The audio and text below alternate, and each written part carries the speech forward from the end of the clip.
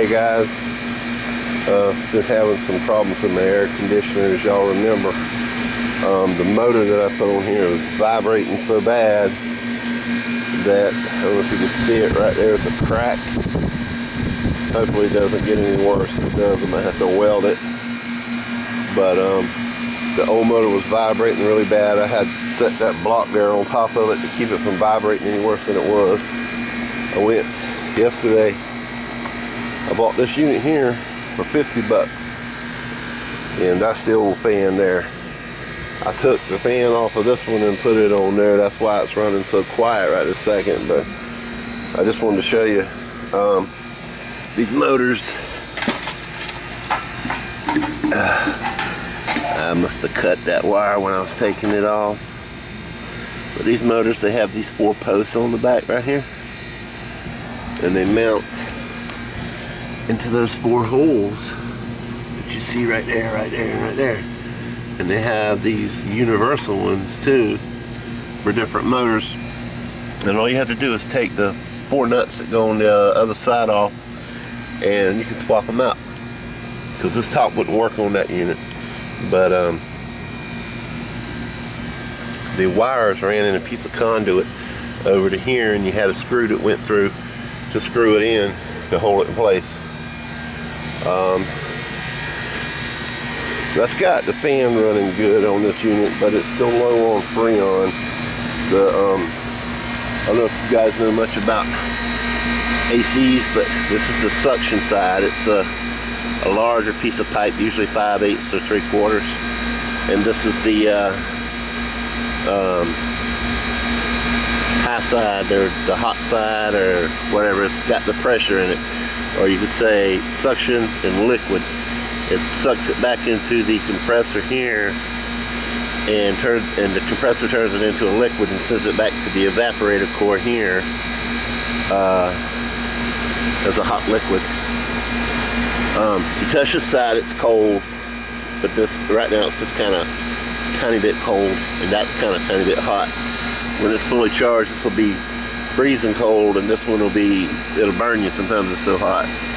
That's usually about 3/8. I've seen them as small as 1/4 inch. But yesterday and last night, this pipe here froze solid all the way inside. Actually, this whole valve was frozen, and there was a tiny frog on top of there that froze. Let's see. I set him up here, and he is not here anymore, so something either ate him or he hopped away. But anyway, when I get the Freon, I'll be back. Alright, my friend came through. This is Freon MO29 R422D, and it's supposed to be a drop-in replacement for R22. I've never used this stuff. I don't know anything about it, but I'm going to give it a try.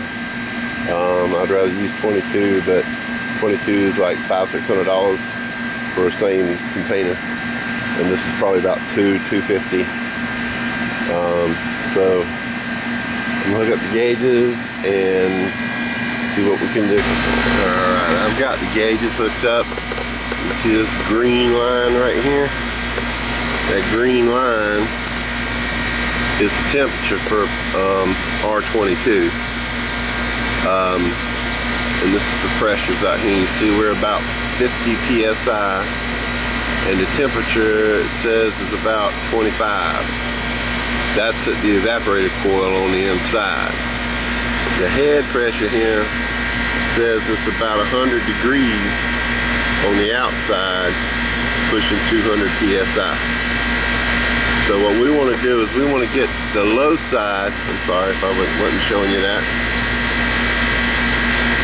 What we want to do is get the low side above 32 degrees, thereabouts, so that it'll cool on the inside and not freeze up. Usually around 65–70 degrees is where I like it when I'm doing maintenance. But what I usually do is I'll feel this line right here. When I feel it starting to get cold, I know we're just about there. So let me throw some Freon in here and I'll show you what we're talking about.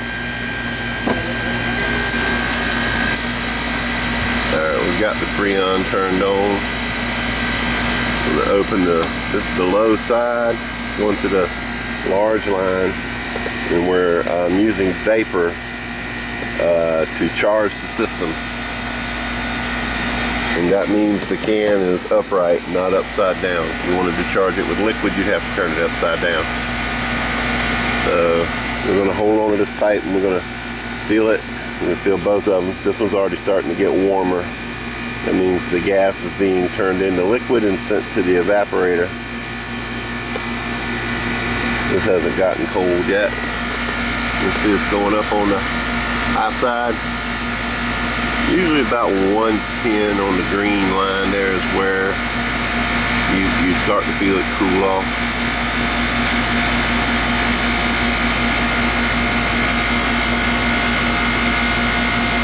You can hear the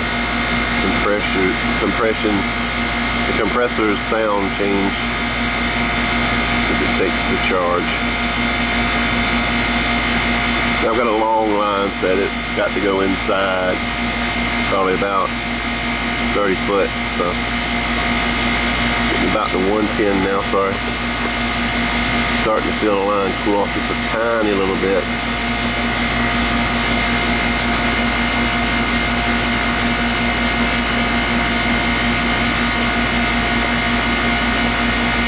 Let's see where we are on the low side.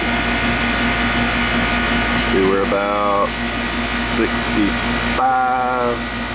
About 35, 36, somewhere in there, degrees. We want to get a little higher than that.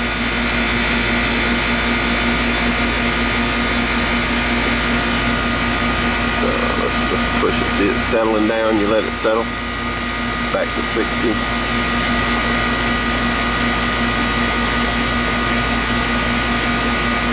Down to 32 degrees, so we're going to throw some more Freon back in there.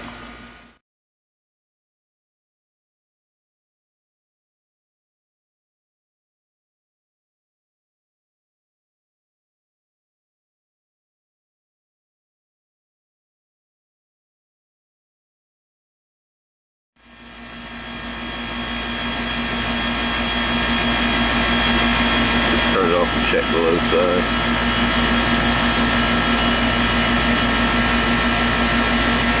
Saying we're about 80 psi.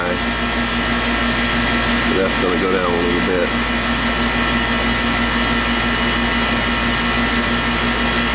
I honestly think there's something wrong with this unit. I think it has trash in it or something.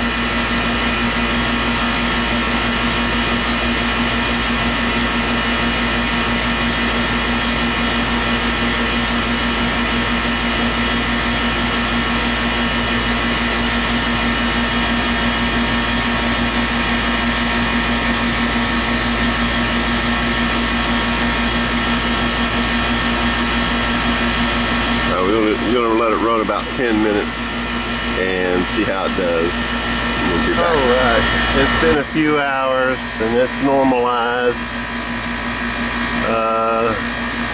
At about 78 on the low side, which is a little high. A little higher than what I wanted. But that's still only about 45 degrees on the low side. The high side is just about right on the money. It should have been about 110, 115. This is about 117 degrees. So, should be close.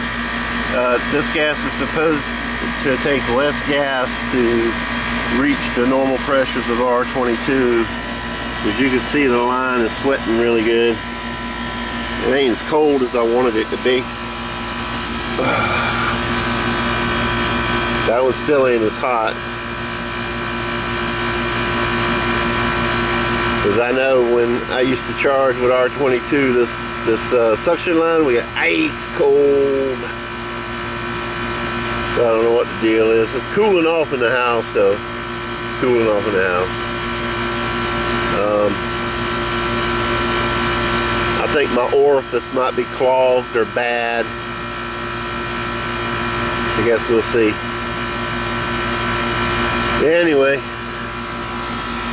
that's about all I'm going to do with this today. I'm going to disconnect the gauges and let my friend have back his Freon. I know that sounds a little loud to y'all, but it's actually very quiet out here. I'm sorry if my voice is a little loud because I'm trying to speak you up and hear me over the unit. I know it sounds louder on the recording than it does to me out here, but it's very quiet in comparison to what it was. Okay, just a note, I wasn't happy with the charge I put on the unit. This was 4 hours later. The temperature actually went up in the house instead of down. So I came back out here and put more in it. I went up another 10 psi until I felt the cold side get a chill. I mean the suction side right there. You can see it sweating back really nice now. And the high side is nice and warm. So it's working now. And it's starting to cool off the house. You're starting to feel the heat come off the unit. I just went back to the way I used to do things when I was in maintenance, feeling that low side until you feel that chill come over it. It'd be like somebody pouring a slushy through a straw. You're holding the straw and then you feel it get cold real quick. A lot of people say that's just the liquid coming back through the suction side, and that may be true, but in my experience, that's what works best for R22 units. It's in there cooling off now. Probably it'll be a few hours before it's nice inside, but it's tolerable at least. But just so you know, this is my first time using R422D. Doing it as I was told to do it, and just feeling it out. But as long as it's working and it'll stay working the rest of the summer, I'll be happy, because hopefully come January I'll be able to get a whole new high efficiency system that'll cut my light bill in half, and I won't have to worry about it anymore. But anyway, just wanted to let you guys know what I actually did. I went up about 10 psi on the low side, because on the high side I saw where R22D needs a psi of 261, and I wasn't near that yet. I was like 255, so I went up to 261 on the high side and probably 85 on the low side psi wise, which is about 50 degrees on R22, which I think I should have been using the 502 scale. R502 scale on there actually had it at 40 degrees, which would have been perfect. So maybe you guys putting in the R422D, if you have the old style gauges like I do. I've had them gauges for years. They're about 10 years old, back when I used to do maintenance, and the R502 scale seemed to work better for me. If you like this video, give me a thumbs up. If you have any questions, leave me in the comments below. I'll try my best to answer them. Like I said, I'm not a pro, and this is my first time using the R422D. And y'all like, share, and subscribe, and have a great day.